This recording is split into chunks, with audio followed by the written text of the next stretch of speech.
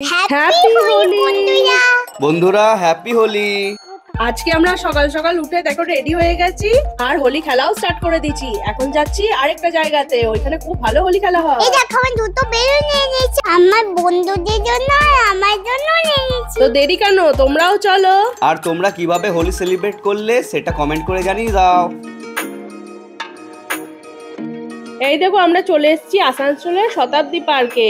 এখানে গত 7 বছর ধরে খুব ভালো হোলি খেলা হচ্ছে, তাই এই বছর আমরাও চলে এলাম। হেমা, তিতি বুড়িকে দেখতে পাচ্ছি না কেন? তিতি কোথায় গেল?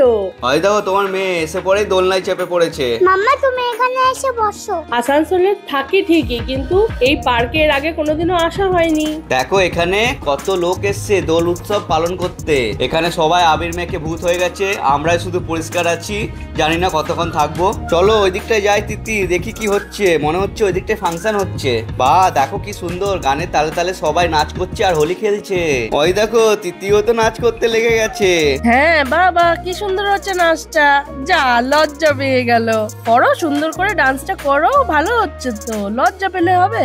এই বছর মনে হচ্ছে অন্যান্য বারের থেকে ভিড়টা একটু বেশি হয়েছে, অনেক দূর দূর থেকে অনেক লোক এসছে। চলো তিতি, তোমাকে একটুখানি আবির মাখিয়ে দিই।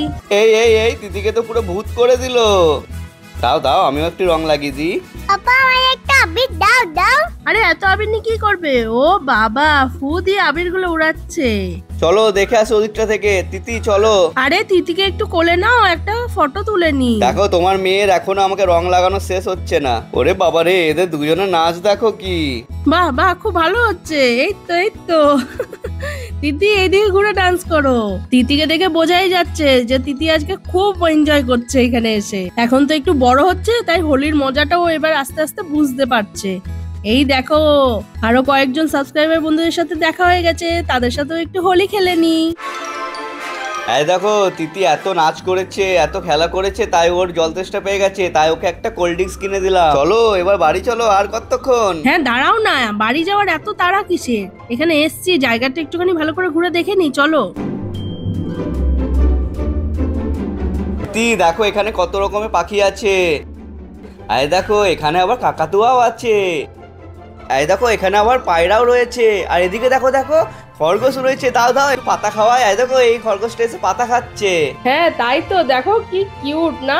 পাপা পাপা আমি ওকে পাতা খাওয়াবো। এনে খরগোশ পাতা খাচ্ছে না তো। ওর পেট ভর্তি হয়ে গেছে মাম্মা, পরে খাবে। তুমি চলো এবার বাড়ি চলো। আমার হাত থেকে নিচ্ছে না। পাপা পাপা আমার একটু রংটা দাও তো। কি করবে এতটা রং নিয়ে? আরে আর কত রং লাগাবে আমাকে? পাপা একটু রং দাও। আরে আরে আরে আরে। এ বাবা, দেখো সব রং তোমাকেই তো ছুঁড়ে ছুঁড়ে মারছে। ওর কি মজা লাগছে। হ্যাঁ হ্যাঁ, কি মজা কি মজা কি মজা। পাপা আমি তোমার পুরো একদম ফুট বানিয়ে দেবো। আর নয় তিতি, আর নয়, রংগুলো নষ্ট হচ্ছে। বা দেখো কি করেছে পাপার অবস্থা। না না, আমি আরো রং লাগাবো, আরো রং লাগাবো। আরে দেখো দেখো তোমার মেয়েকে দেখো, যত রং এনেছিলাম সব রং আমাকে মাখিয়েই ভূত করে দিল। কি মজা কি মজা।